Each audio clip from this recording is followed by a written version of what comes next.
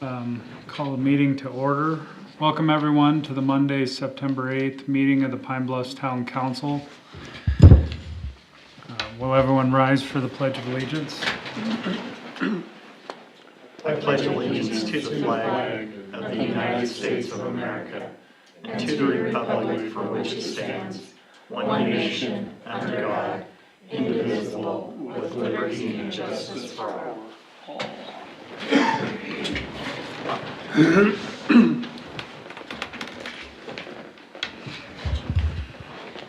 Okay, our first item is the agenda. I move to approve the agenda. I'll second it. It's been moved and seconded to approve the agenda. All those in favor? Aye. Those opposed?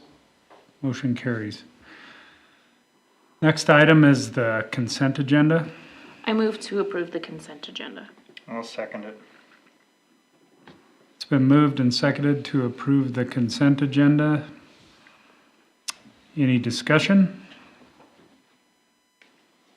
Hearing none, all those in favor? Aye. Those opposed? Motion carries. On to new business. Item number 1 under new business is Resolution 2025-14. A resolution amending the town of, a resolution authorizing the mayor to sign the warranty deed and any other final closing documents for the sale of property located at 203 Main Street in Pine Bluffs, Laramie County, Wyoming. I move to adopt resolution 2025-14. I'll second that. It's been moved and seconded to adopt resolution 2025-14. Any discussion? Hearing none, all those in favor? Aye. Those opposed? Resolution adopted.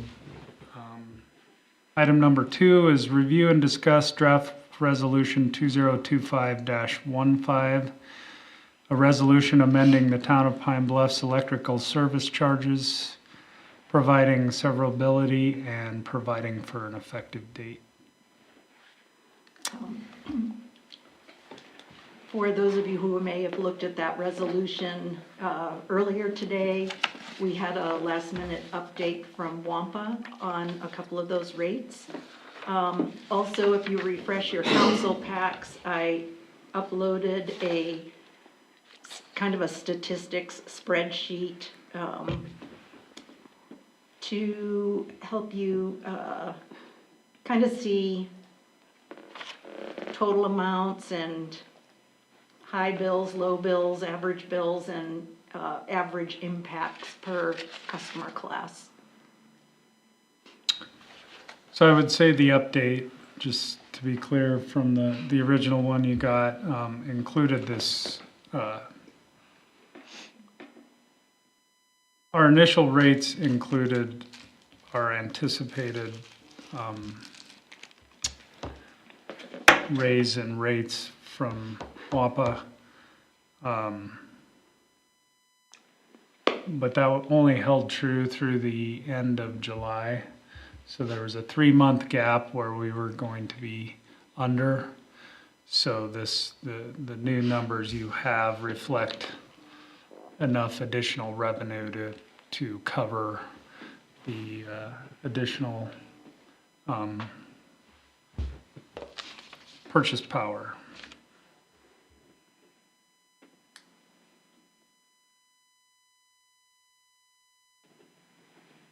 That's the rate design spreadsheet or the, what we're looking at? Is the rate design, those are stats. Those are stats looking at the current rate. That's how much customers were bills totaled out to for each category. And then at the proposed rate. And then just showing you the variances for those people, those customers, I shouldn't say those customers, those bills, individual bills that would have been impacted by either less than $5, 5 to 10, and so on. And that looked at last fiscal year's consumption for each one of those classes, it wasn't the total bill for each class.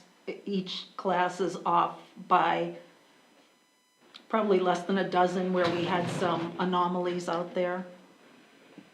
Some outliers, so I just got rid of those so that this made more sense.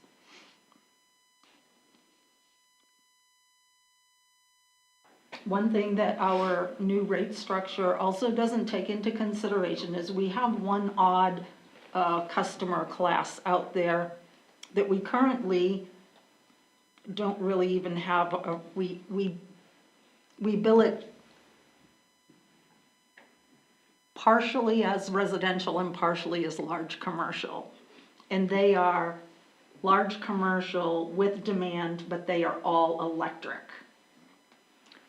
So our residential all-electric customers get a little bit of a price break on tier 2.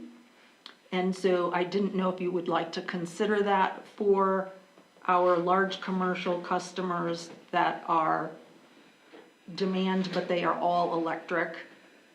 And that's just 2 customers. But if you, but they are the ones that would have their bills impacted the most by this. In some cases, close to $300 in a bill could be impacted. Well, I would recommend that we follow a similar schedule for that. Like we use the 2-tier, that we use the, all the demand structure for large commercial, but instead of using that rate, we use the tier 2 residential rate for the consumption, but I'm happy to, I mean, it doesn't change it by a tremendous amount, but it would make a difference. Yeah, I agree. So that would make, on the worst case scenario bill, it would change the variance from what they're paying now from $425.89 to $374.14. What they would be paying if we stuck with the current tier, or what they were actually paying now? Are you talking about differentials? So the variance between what, under the new rate structure versus what they would have paid for that same bill under the current rate structure, the variance in that odd category ranges from $5.60 for one of the bills to $374.14 for one of the bills.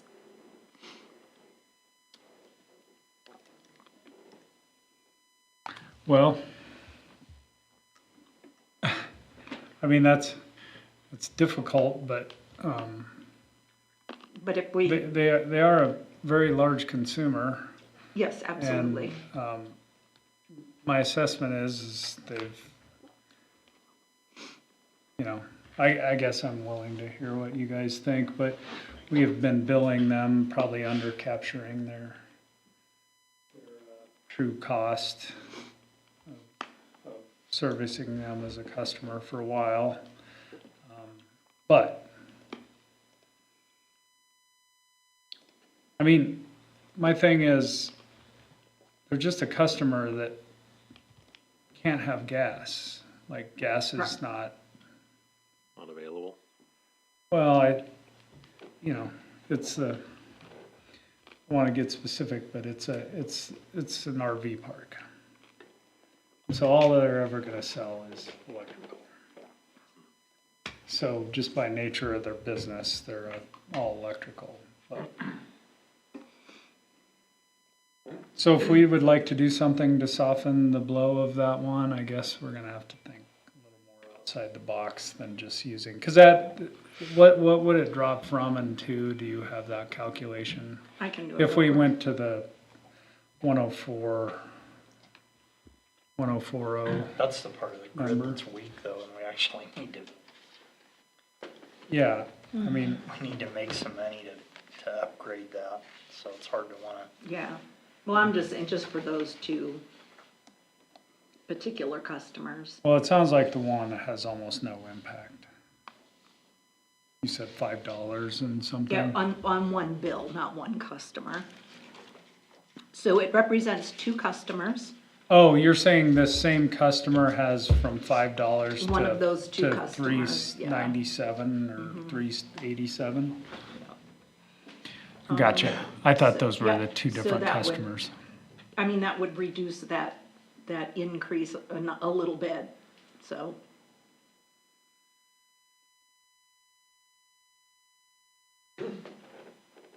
And the second customer is in a closer grouping, like not that wild a swing. The second grouping is, let's see, that variance is. That variance, you have one customer's bill that would actually, if it were billed under the new rate, would have actually changed by a negative 137. So some are impacted Yeah, very little, like, if you're looking at a positive variance, it would be by 36 cents.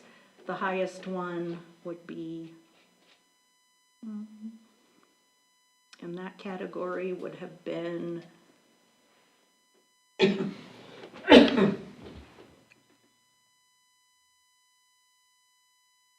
$408. for the second customer in that category is their biggest upside. And those are wild swings. But I need to double check that because I might have a formula error there.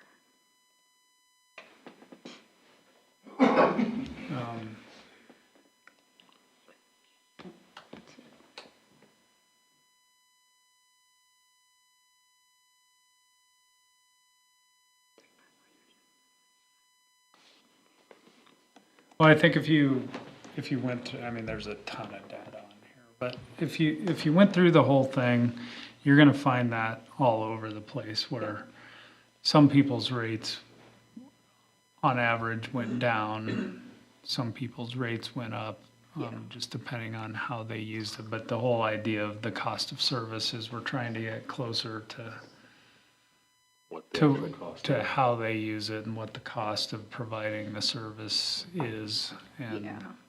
There were only 15 bills that would have gone down. yeah, it's not a lot, but there are some. But I also think, we compared it to another municipal rate, and there's a lot more because they're regulated by the PSC. They have a lot of pieces broken out on their bills. And so it's tough to really, it's not just a grid access fee. It's got a lot of pieces. It's got a lot of components in the rate piece that's very specific to recapturing different pieces of the rate. But when Kim and I reviewed them, apples to apples, we're still a fair amount under. I don't remember what the percentage was, but memory serves, we were probably still 15% under, even with our new rates. That was before we added the last little increase, so it's probably closer to that now. But does that sound right to you? Yes. I mean, I didn't write the specific amount down, but It looks like we're substantially low still on the cost of service, though. But, I mean, as far as the grid access fee goes, Correct. so that's just a process we're gonna keep working we're in that gonna direction, keep but working on We it. will, it's gonna take yes. a while. And then yours, you haven't, but you have the new, maybe I'm not looking at the right rate design, but some of these we did come closer. Like, what do you show for residential grid, regular residential grid access? The current or the proposed The 2020 proposed. 1950? So that proposed is actually gonna be Oh, 22, or $22. 22. Oh, So to I haven't recap, updated that part yet, yeah. yeah, to recapture all of to try to get our squared away with the increase for the year, we added all of that into the grid access fee. okay. So every one of the grid access fees is $2.50 more than it's reflected in the rate study. Is that the only change? The rate, the energy rate stayed the same, the demand rate stayed the same, just every grid access fee raised by $2.50, which generated almost exactly the amount of money we weren't recovering. Yeah, I guess looking at what I was leading up to is large commercial. We are extremely low on our grid access fee, yet we're talking about possibly giving a break on the tiered energy usage. Does that make sense? I think we're extreme, but if you look at that, we're like double on the rate. So I don't know how, we debated this with the company that did this, about how quickly we could get there. I don't know Right. what the right answer to that is, and so, I but get what But you're right, the grid access fee is way off. So I think this time next year, I would assume we're going to, maybe lower the energy sum again, raise the grid access fee, and whatever that takes to come up with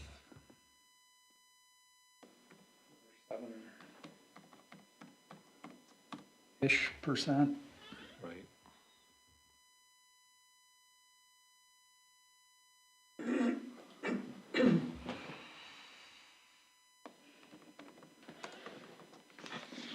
Yeah, that one, I hadn't looked at that in a minute.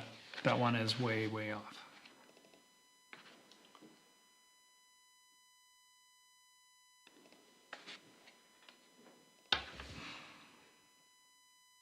I guess I don't have a strong opinion one way or the other then. I mean, what do we think about the rates? It recovers, the increase passed along to us by WMPA.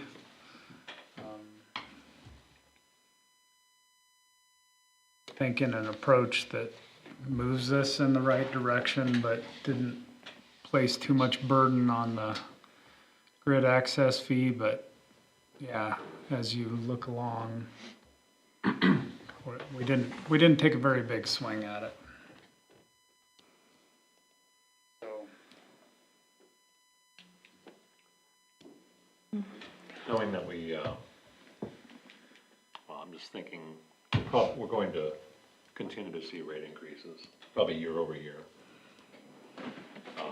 And knowing that our electrical system is in need of a lot of maintenance.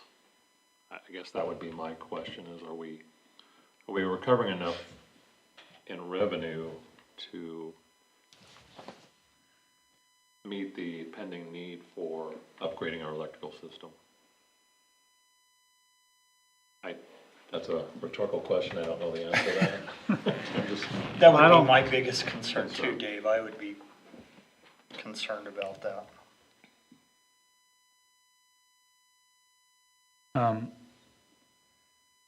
I think in my mind, let me go to a place where, I want to be fair to our constituents, but I also want to make sure we don't have a system that falls Sure. down around our ears or fails in the middle of the night, and we don't have a good plan to get it back up and working in a timely fashion.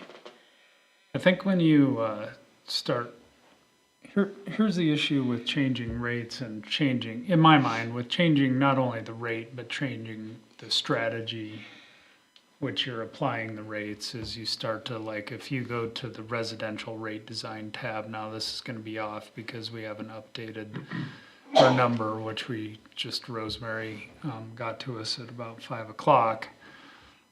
But if you go to that tab and then scroll to the bottom and you start to see some things that are, when you start to change the design, you start to see on the number of customers impacted in different ways. And they are all over the board in terms of on this graph. So there's a fair number of customers who are impacted by 2%. What's he seeing?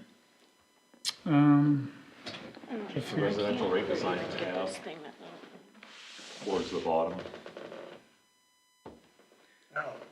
But we get some customers that are in the 7, 8, 9% increase without, when our average is really far less than that. Maybe we need to scroll up on the residential. So that's what starts to worry me is the people on the end of the spectrum as we work towards what we ultimately know we need to have, which is more different structure. It skews those numbers a little bit. Right. And that just boils down to just pure usage, right? Right, and so, and you're applying more dollars to effectively the base rate, charging less for the energy charge, more to the base rate, and I guess you would just naturally think, you wouldn't think it would skew it over this big of an area. Up to and including the point that there's some outliers out there that are 18.29%. Which is, I don't know what we do to mitigate that. There are few, but Are we, those ones that are kind of on the outlying ones, is it just a case of they're using that much more energy than the average customer? I think it's the people who are using way less energy. Way less, okay. They're using very little energy, which is what you should effectively see in a situation like this. We still, what we're trying to recover is we still have to maintain the line to your house. We have to keep you hooked up. Yeah. But we're not really earning any, we're not covering those costs with energy sales. So as we moved up the grid access to try to account for that, these folks, and I believe when Kim and I were going through it, it was kind of a whirlwind on the phone during some of these conversations, but we were actually picking out individual customers that you would look at. And so perhaps the person that's in the 18% category, well, it's 18% of very few dollars, that mitigates it to some point. It's probably better, but you can look at it on a per dollar basis over here too. And there's obviously someone who pops up at $47 in that category. And I'm quite sure we looked at that one. I don't specifically remember, but the average customer looks like it's in the $5 to $8 a month range, I would say. Where's the bulk of them? I don't know how to mitigate those outliers. I do feel like it costs relatively the same to deliver electricity to each meter. And so probably every meter recipient should be paying, their fair share of that. Whether that's in facility charge, probably in a grid access charge, Sure. Which is why I think we still have to keep working on that, but I don't know whether we test cased it with more grid access fee than this, but I assume it continues to skew those numbers out in a non-favorable fashion. right? So for me, the hard part is there's the proper way we should be doing it, and then there's the way we've done it, and trying to figure out how to get From point A to. from, I guess in the way I stated it, from point B to point A. but- Sure, yeah. Yeah, I think we need to be making efforts to get to the way it ought to be done, yeah, Yeah, for sure. which may be painful at first, but Which is why I would advocate, because it's such a complex, Kim and I had talked about this, and there's been, in the past, we typically have a 2 to 3 year on most of ours. I don't know, a rate increase that we pre-schedule. And I think that's the reason I would not advocate for doing that in this case, is that we can get these in place and then we can go reapply the standard. What we're thinking about getting closer to where we need to be and really drill down about what that's doing to the customer. yeah, I think that's smart. I think doing this now, taking the next 10 months to really figure it out, plan out how this looks, and help our customers understand what these changes look like and why these changes will occur. That seems like the best practice for something that, like, I even sat in on all of those little webinars that Rosemary did, and like some of it felt really daunting, and so it can feel like a lot of information. It can feel kind of confusing. So if we can kind of take the time we need to educate the customers, that's probably the most ideal situation. Is there a time frame when we feel like this needs to be implemented based on what we're being charged by law? Yeah, we're already, we are 3 months behind this year in terms of our current rate. And so, We're losing money every day. and October 1st is a really good opportunity. People's power consumption tends to be falling, and so there's less month-to-month sticker shock right away about maybe changes in that way. So typically, I mean, that's what's advised, is it's usually best going into fall is a great time to change rates. Yep, so the customer wouldn't see it till November 1st. But again, this is a draft, the final version we will put out for vote at the next council meeting. And that way, if you need me to extract any other statistics or try anything different, I can absolutely do so to see how much that may kind of change a pattern. I think the information you have here is great. It's just a lot of information to It absorb. absolutely is. That's why we're kind of doing a resolution in 2 different meetings, which is, Yeah. not the norm, but at least giving time for discussion, and then at the next meeting, we can give, if you have any questions over the course of the next 2 weeks before the next meeting, then reach out and I can plug some other numbers in and see where it brings us. I think the sad part is we are somewhat just keeping up with our increases. We're not yeah, We're not we're doing barely it. covering inflation on it. So. we're not doing a great deal about providing a tremendous amount of extra money for system improvements that we know we need and that we're kind of processing. Although there is money for that, it's just not probably at the rate we're going to ultimately need, but it's also difficult to present multi-year 12 to 15% increases to customers. So I'm not really sure where we're at. Hopefully the rates will stabilize and we can continue to right size our revenues. It's not ideal. I do have another question, though, about our rates, the way that we have the programming in our system. we potentially lost out on about $3,700 worth of revenue in last fiscal year, just because of what I believe is a programming error.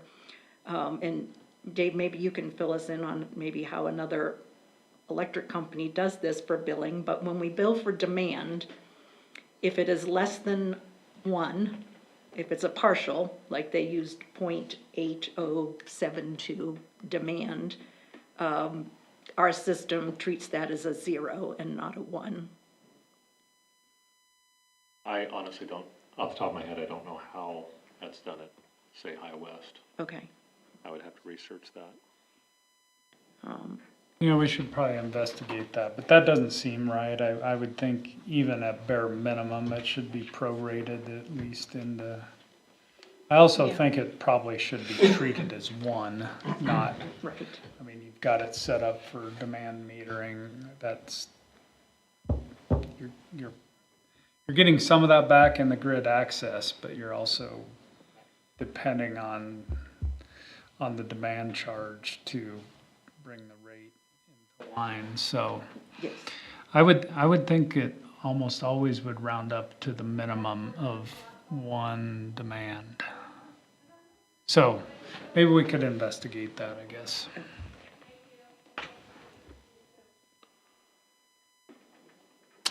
Yeah, as Dave said, it's a lot of information. If anybody has questions or concerns or thinks maybe we should look at doing something else, it would be nice to be able to firm it up by meetings at the 22nd. Anyway, the next meeting. Yeah, the 22nd. So we can roll out the rates October 1st. And we are required, after you vote on the rate change, to publish it in the newspaper prior to the rate change. So if we voted on the 22nd, that would give us plenty of time. We have to publish it once. Like, I'm not trying to Yes. underdo it, I'm just saying that gets us, okay. All right. Any other discussion, concerns? We feel like that's enough notice. Well, the combination of the last meeting where we talked about rate increases, this meeting where we're getting in-depth on the rate increases, and then the next meeting, and then the newspaper ad, and we can even fit in a second ad in the newspaper. So it's about 30 days notice. I suppose if anyone had questions about how this might impact them personally, they could call the office and Yes, Can give them an absolutely. estimate. Yep, we can look at their average bill and give them like an average per month that, based on last year's consumption. Yeah, I would encourage people, if they're concerned about this, I mean, I think we're trying to minimize the impact as much as possible, but if people have concerns, by all means, reach out and to a council member or town hall, and we'll see what we can do about providing whatever information we can provide to you, so.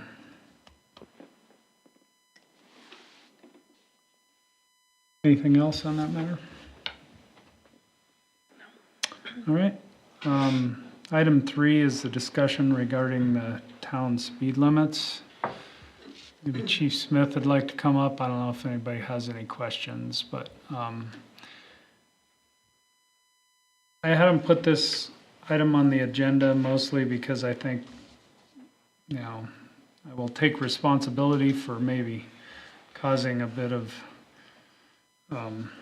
issues around, but it had become clear that we were probably unable to provide any justification for some of our speed limits that were outside the state statute for speed limits. So to that extent, primarily we're talking about 8th Street. It's 25, and we've moved it to 30 now. I'm certainly happy to hear other ideas about what to do about it. Chief Smith and I have talked about this.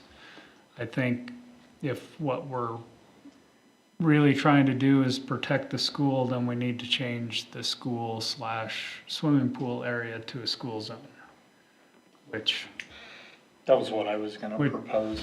is that. effectively more, I think it does more to protect our kids than 25 miles an hour all the way across 8th Street. And so, and that would require that's fully within our purview and follows state statute to do that. And I think, my feeling is that would be better than what we had going. So, Chief Smith, if you have something to add. Yeah, no, per our conversations, I completely agree that, that probably should have been changed back to 30 quite some time ago, but, with that being said, the park and the pool definitely need, especially now that the park's there, the pool's always been there, but soccer fields and, you'll notice during high school football games, there's a bunch of kids at that park now that come up from the game to go play up there instead of behind the grandstands. So that's my worry, is just there. That's been my worry when it was a 25 as well. It's not just because 30. I've been trying to work some things out, even with Kim, about just getting signage and lights and flashy things that say slow down, especially during pool hours and stuff like that anyway. So, but I completely agree with it being within the 2-block radius of a school. We could definitely, adhere that to what I believe should be a school speed zone anyway. And then, during the summer is when I think we get into, attention during pool hours, but, So I'd just like to say that, I'd like Alex to speak to this, but I do know that we have every right to zone that a school zone. It is a school zone. But to the extent we have school at various times of the year, I think my opinion is, I don't know, maybe we can offline, we can talk about what our obligations may or may not be in terms of that, but it's either we go full blown and we do something different, or we make it a school zone. I don't know, but I don't know if you want to speak to that at all. Well, if you do make it a school zone, I think you have to have defined crosswalks, which I don't think we have up there on 8th Street. we have defined crosswalks on 8th going down towards the school past the administration building, and then there's one, I believe, right at the pool down at It crosses 8th. It crosses 8th. Does it say anything about yielding to pedestrians or any of that kind of? There's a pedestrian crossing sign at the pool, and I don't think there's one on the Okay. school district side, but Yeah, okay. Certainly the trend is to define the school zones so that it's active during school hours while school's in session, but not when it isn't. I mean, you got 3 months in the summer while you're going 20 miles an hour there, And you see that everywhere. Usually you have flashing lights that are on a timer, tell you when We school's in. currently have those on Beach Street Exactly. and Main Street, and so I think we can accomplish that, and we might find. Is there a defined crosswalk on Beach? Yes, down, there's it's further north than you think it is. It's probably on what is that, Sixth Street, Yeah. Sixth and Beach, there's a, Yep, and then maybe the next one down. I think, yes. The and Sixth, Sixth. Fifth and Sixth, Yeah. something like that. I don't, maybe I have the Sixth. streets wrong. Yeah. Okay. Yeah, And so- there might be one on Fourth. So can we be within the state statute and still, and like during pool hours, put a reduced speed limit there that lowered it to 20 during, in front of the, past the pool, and still be within the letter of the law of the state statutes on speed limits? So I've been doing some looking into that, and correct me if I'm wrong in my deduction of Wyoming state statute, but with the after-school program being in the old historic high school, and they go to the pool, I think several times during the week, if I'm not mistaken, because they're leaving that school area and going up there, I think we can set, certain hours. But I'm still Yeah. digging on that. Well, Because I don't know if you they ask me not to qualify. look it up, I would say we're well within our right to do that, and that's what we should do, but that's me just kinda I don't going know. for it. So, what I would say is that we do have summer school, we have other things we can, like, Well, we have swimming lessons, which, here's the idea, and we've talked about this, and my feeling is that the only reason the state statute's there is to protect citizens from communities that were doing all kinds of wacky things with speed limits in an effort to raise revenue. We would be doing it effectively in an effort to protect children, which is what the law is intended for.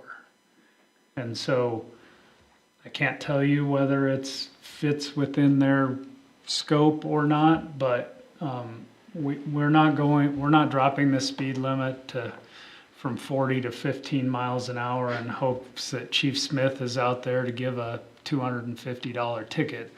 That's not what this is about.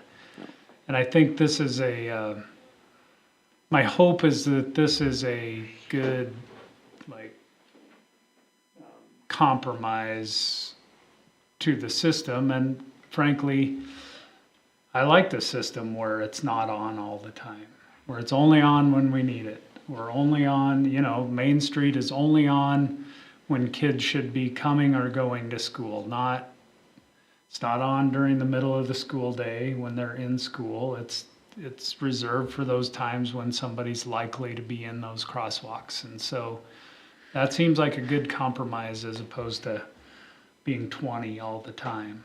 And the pool's not open all day either, so it would be, in the morning during lessons, and then, in the afternoon when the pool's in session, and I would not, if that fits in the state statute, I'd be 100% for it, and I think it does, just need to do a little more digging on that, but I think it does. So my only other thing about this, and I would just like to say, is that we have now on 8th Street changed the speed limit, and well, I think our officers do a great job of trying to provide safety for our citizens and informing people when they're maybe not doing the right thing more often than ticketing people by a long ways. But I will say, I would pay extra attention to the speed limit. We've now raised it by 5 miles an hour. If you drive that street, you'll know that that's plenty fast. And I'm not trying to give a lecture, I'm just saying, let's let's observe the speed limit there, because there are still a lot of kids, school, no school, on that street. And so, as there are everywhere in town, and I hope people are conscientious of that, but obviously it's a concern of ours, but it also, this gets us in line, and so I'm happy about that. Fortunately, some of the crossings there force you to slow down, I should say. Yeah. Unless you're being just plain reckless. You know, The town's drainage helps. Which is kind of nice. You know, one of the issues we have up there too, in places, including the school, is this is it's part of the pedestrian study, and it's I'm sure, to come out, but the number of places we have along those streets that have no sidewalk. And creates an extra set of, like, where do you have to cross the street to actually stay on a sidewalk, and you kind of got to zigzag around to make that happen, and so that's problematic for sure. And a lot of them are on private property, and so it is what it is. But I guess our pedestrian study will alert us to that and make suggestions at some point in the future about what we might do for those areas. But I mean, we talked about it. I think you've noticed that you can't really, unless you're gonna walk on somebody's lawn. Like even along the school Yeah, nothing. on 8th, there's, Yeah, and that could easily have a sidewalk on it. Yeah. It just has never been and done. it probably should. Yeah, for sure. I would agree with that. But then you get to the house next door to the west, and you have no sidewalk. You have no So sidewalk again. I don't know what to say about that. You'd have to cross to go down and then cross again. But still, it puts people, it encourages going into the street, walking in the street. For sure. Any other thoughts about that? I assume that the cost of a traffic study or engineering study, that would be prohibitive, correct? If we were to look at that street. I have no idea what the cost would be for that. But I can definitely look into that cost, and I would assume it'd be expensive to do that. I do have concerns about, that's a long street, and to your point, and yours, there are some built-in obstructions that cause people to slow down a little bit, but it's a long street that people will build up speed on. There's pretty large gaps, a couple blocks at a time, where you don't have to slow down at all. That does concern me. Well, I'll add that even when it was 25, or March 25, we've had some pretty high speeds. No one local, that's always out of town or Air Force, but, because I think most people local know not to hit those natural speed bumps at 30, or you're gonna have a lot more problems than a speeding ticket. You're gonna have a rear end issue. But yeah, once you get past Maine and you get on that straightaway, or past Market, there's open road that you can gain speed on. So yeah. I think the issue for me always is, one of the only reasons I would advocate just for not bucking the system much is that, I can go 30 in front of your house if I want to be a moron and go 30 over there. I mean, that's the speed limit everywhere else. And so, that's not advised, by the way. You'll only do it a block at a time. Well, I don't know, do I really, do I have any obligation to slow down for the intersection? I'm just I mean, saying, I would be stupid not to, but, if you don't value your vehicle, then right. no, You mean for the bumps or Yeah. for seeing either way? for the Both drainage and the ways. intersection. Yeah, I would think you'd learn that pretty fast when you come to town, that it's not advisable. But the north-south streets, on the other hand, it's Yeah, not an issue. If you turn down, was it Market, Yeah. there's nothing there. I think that's why there's stop signs there, honestly. That's true. Yeah. But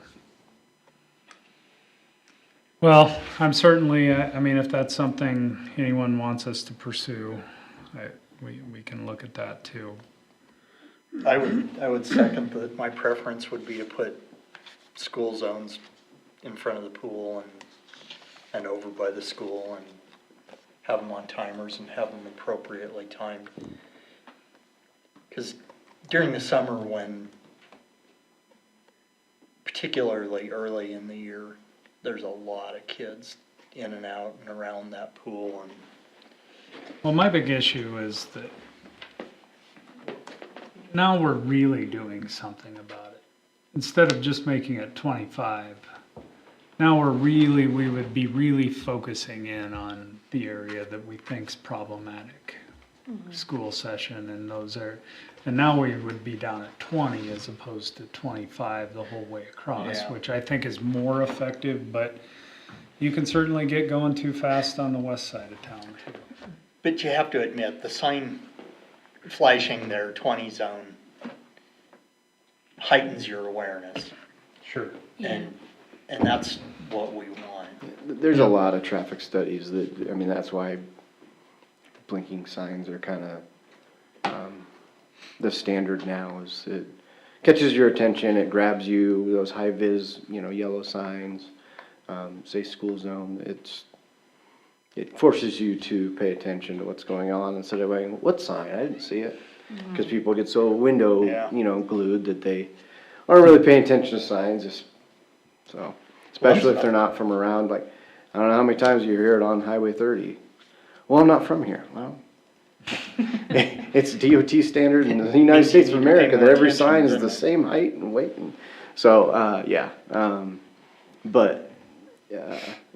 It's the flashing signs I'm a fan of. I can't tell you how great modern cars are with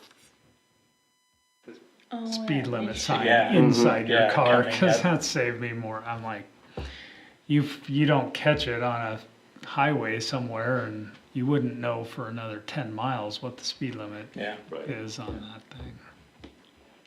I like the ones that flash red and blue, like a state patrol car. Thos'll raise your heart rate. There are quite a few of those down in Fort Collins, and Yeah.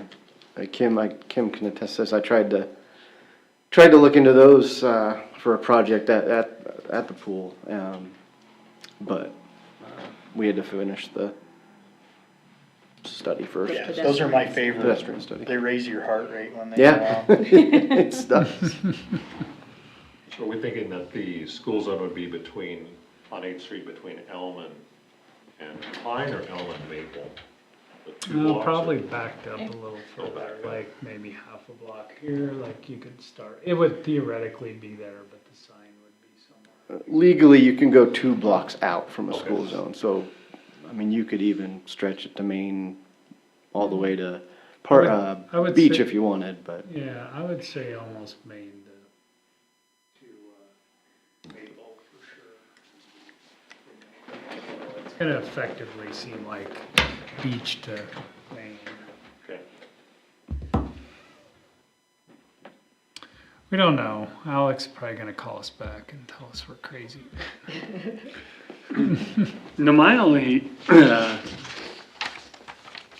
ponderment, and I've always had this, is, and I'm not real good on some of the back streets, so I could be wrong about this, but there seems to be more than the normal stop signs. Are there a bunch of 4-way stops that could be 2-way stops?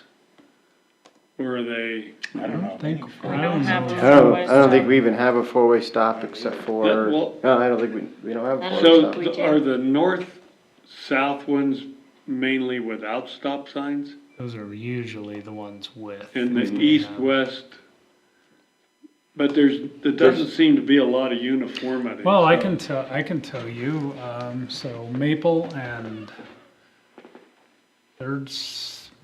Fourth, maybe, there's stop signs on both of that.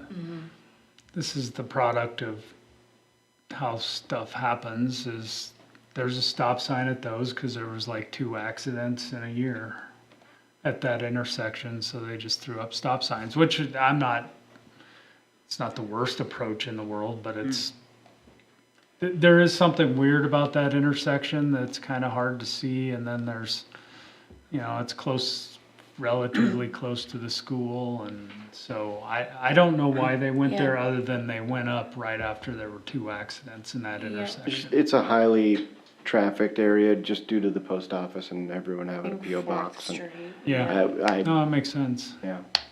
I have a client that's a traffic engineer, and he would tell you that uniformity is really the secret to stopping accidents. I mean, people have trouble remembering from driving around where the stop signs are because it's so random and Yeah. changes. That's what gets you into trouble. So if all the street's going one way, it's just like traffic lights, if they're metered and if they all go off one after another, like in Cheyenne going down 19th Street, you want to go 20 miles an hour because Then you you hit don't all have the to lights stop. when that happens. And you want to go 20 on 20th Street because you hit all the lights when you do it. And the people that go too fast in between have to end up hitting the brakes, and you just go gliding right by. Well, in this older part of town, I can never remember where the stop signs are. They just seem to pop up whenever, so I'm just really watching all the time. And that's the kind of thing that throws people off. Now, I don't know. I think Maybe the only, people live here know. I think the them. only places we've put them up really is where they're like, where Where there were accidents. or where you think there's a potential for a problem. So once again, on 4th Street at the post office, on the west side of the post office, that's an east-west Right. stop sign on both sides there, because it's highly trafficked. You're right, but I think we also discussed that maybe even without being traffic engineers, perhaps we should do an inventory around town and plot it on a map and see if where we have signs are appropriate, where we have under signage, where but to your point, I don't know if I could find a rhyme or reason to some of them. I mean, I think there's reasons, I just think they're known to Whoever put them locals. there. That, to your point, that one is highly used going to most of the stuff downtown, and so there was stop signs put up. I think the only one I would question would be the one right here, but I don't know if that's because of the fire hall or, why the block over here on Fourth is why there's stop sign there. Yeah, But, I that's don't know. the only one I have a question about. The other one makes perfect sense to me, it's just from law enforcement side of it just being a very heavily trafficked area and extra caution. well, I can tell you, if you took the stop signs down over here to gain some consistency, I would stop there every time anyway. Yeah. Like The I rest just of the can't- stop it's hard signs to are break their at habits. main roads and don't conflict with each other. So I don't think, I can't think of any other area where there's a. Well, we talked about it last week. It's like the one on the top of Main Street. It should have always been the way it is now. Yeah. But for, I stopped there for a year. I think my wife still does. so, That's what I'm saying. I mean, it just happened for me. So. Yeah. All right, anything else on that? Do we have any visitor comment? Thank you. Yes. Do we have any other visitor comments? None. Department reports, Dave? Did have an airport authority committee meeting last Thursday, and Kevin kind of gave us an update on how the installation of the new AWAS is coming, automated weather observing system, for those who can't remember any better than I do. It's projected that construction will still start later this fall, maybe in October. So hopefully that continues to be the case. And Kevin was curious, he thinks there may be some residual value to the old AWAS, and wanted us to be thinking about, whether we should consider selling that for parts or scrap or what have you. So it'll be the town's property and ours to deal with, either throw away or try and get rid of another way, so. I think that might be they're potentially another client of our engineers might, Sure. in the state might have a use for pieces off it or Or maybe the something. Wyoming Airport Coalition has a way to list Yeah. that on their website or Yeah, Yeah. something like that, I think Kevin had some thoughts on that, he was gonna look into that as He well. wanted to put it up at his house. I don't think so. I don't think so. That's what I was gonna say. I think every few years, YDOT does an economic survey at the airport, or of the airport, the economic impact survey. And I think we've only had about 33 surveys that have been submitted so far, but I think, is that something that anybody can fill those out, Kim, or do you know about that? I didn't remember to ask that question. Or do you have to be like someone who uses the airport to do it? Sure, no, I believe we provide the data for that survey. Okay.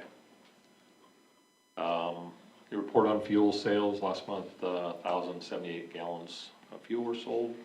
So I think probably, we sell between 10 and probably a little over 10,000 gallons a year currently of fuel.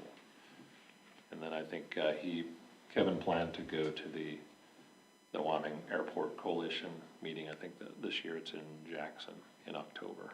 So he feels like there's some value there. A lot of updates from YDOT and TSA and FAA and legislative updates that are worth going to take in. So, yeah, that was. And the ADS-B, Automatic Dependent Surveillance Broadcast System. We had 456 operations last month, and an operation consists of either a landing, a takeoff, or a fly around the airport. So we've had 2,001 operations since February when that system was installed. I think there will eventually be, well, I'm not gonna say that. I was thinking there was gonna be data was gonna be available for weather data for the AWAS is gonna be available in the terminal, I believe, is it not? I would think so. I think believe it's it- supposed I to believe it will be, connected in. yes. I think I remember we discussed that, but I didn't write that down, so that would be cool. That's all I have to report. Great. I have nothing, Ally. Nothing. Nothing. Anything else, chief? All right. How about you guys? I have a bunch, well, not a bunch, but I've been in contact with a representative from Union Pacific, Lars is his name. We have to do, this is in regards to making our zone out there a quiet zone.